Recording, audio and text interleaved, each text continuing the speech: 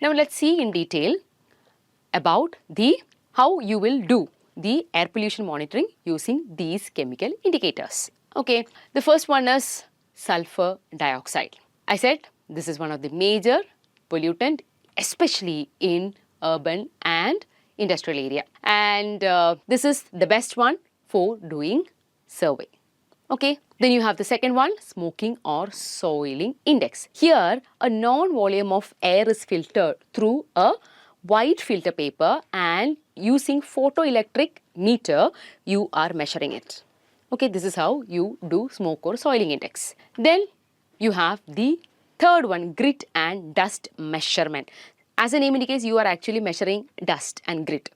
There are some gauges called grit and dust. In these gauges, grit and dust get measured or it get deposited, and on a monthly basis you are measuring it.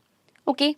Then you have coefficient of Haze and air pollution index. I am not going into those details because those are some hi-fi index which you can measure using some formula. You are taking into consideration different things. Okay, not exactly formula, but you are taking into consideration more than one air pollutant there to know the air pollution.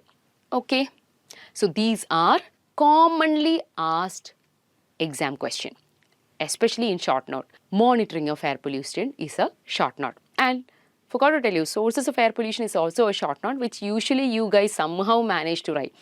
This is a very commonly asked exam question.